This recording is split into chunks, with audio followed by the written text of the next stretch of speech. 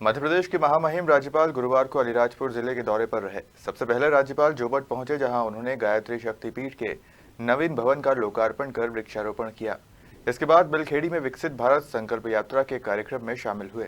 महामहिम राज्यपाल एक दिवसीय अलीराजपुर जिले के जोबट दौरे पर पहुंचे और वहां पहुंचकर गायत्री शक्तिपीठ के नवीन भवन का लोकार्पण कर वृक्षारोपण किया। राज्यपाल उसके बाद गायत्री शक्तिपीठ के 40 वार्षिक उत्सव में मुख्य अतिथि के रूप में पहुंचे, जहां उन्होंने नेत्रदान वाले परिवारों का सम्मान किया। गायत्री शक्तिपीठ संस्था प्रमुख शिवनारायण सक्सेना ने बताया कि भारत के सबसे पिछड़े जिले के जोबट में बिना किसी शासकीय मदद के गायत्री शक्तिपीठ नेत्र संकलन का कार्य कर रही है। अब तक 99 नेत्र संकलित किए जा चुके हैं। संस्था मौत के बाद पगड़ी की रस्मों में रक्तदान शिविर का आयोजन भी करती है। राज्यपाल ने गायत्री शक्तिपीठ के कार्यों की सराहना करते हुए कहा कि जीते जी रक्तदान और मरणोपरांत नेत्रदान सबसे बड़ा दान है। लोग है, मैंने पहले भी बताया, माँ बाप को होगा तो बच्चे में आएगा आएगा आएगा। अगर एक दो प्रकार है इसमें, सिकल सेल डिसीज और सिकल सेल वाहक यानी ट्रेट। अभी ट्रेट वाला जो बच्चा है बच्ची है उसमें ज्यादा कोई नुकसान नहीं है, मगर उसको भी दवा तो लेनी है। मगर डिसीज वाला है वो गंभीर बात है।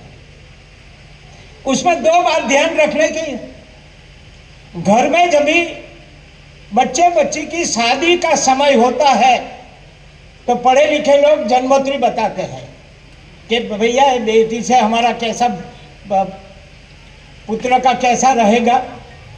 बेटी वाले बताते हैं कि जमात दामाद है, हमको हमारी बच्ची को अच्छी तरह संभालेंगे क्या, उसमें से मालूम पड़ जाता है। मगर ट्राइबल के वहाँ सरकार ने सभी को भी कार्ड देना भी शुरू कर दिया। जिसको जिसको डिसीज है, जिसको जिसको ट्रेड है, उसके लिए कार्ड भी देना चालू कर दिया। कल ही मैंने विधानसभा में बताया, बहन जी ने सुना भी होगा।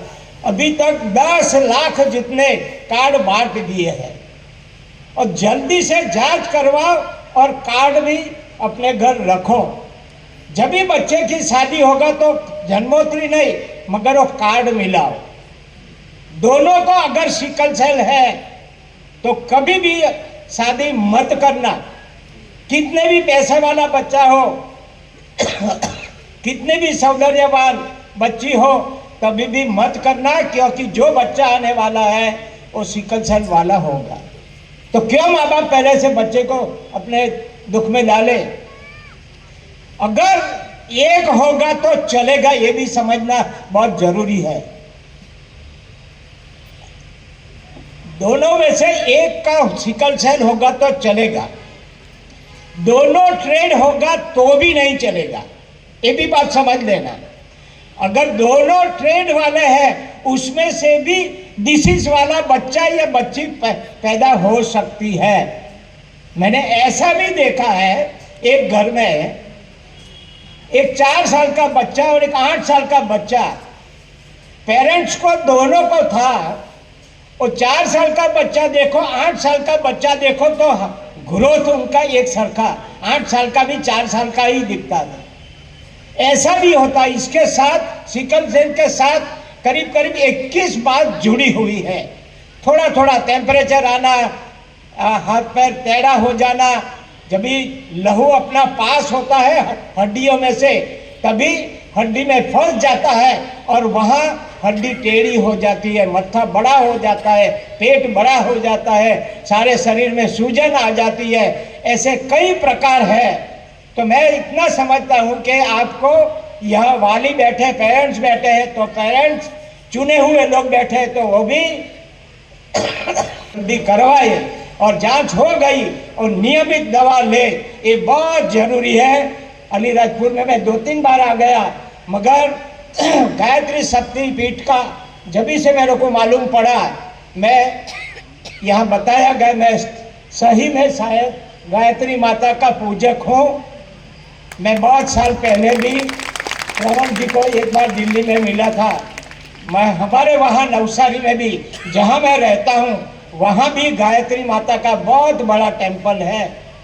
मैं न्यू ईयर जब भी बोलते हैं ना, हैप्पी न्यू ईयर, तो पहला काम सुबह में मेरे को गायत्री माता का दर्शन करने में जाता हूँ, बाद में सबको मिलता हूँ।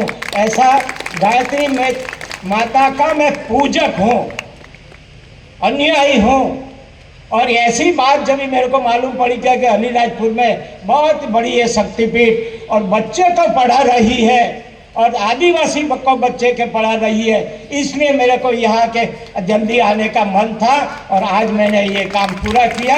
मगर मैं गायत्री शक्तिपीठ को बहुत बहुत धन्यवाद देते हुए अंत में गायत्री शक्तिपीठ के कार्यक्रम के बाद राज्यपाल बिलखेड़ी ग्राम पंचायत पहुंचे, जहां विकसित भारत संकल्प यात्रा के कार्यक्रम में भाग लिया और हितग्राहियों को विभिन्न योजनाओं का लाभ वितरित किया। अलीराजपुर से सुमित सालवी की रिपोर्ट।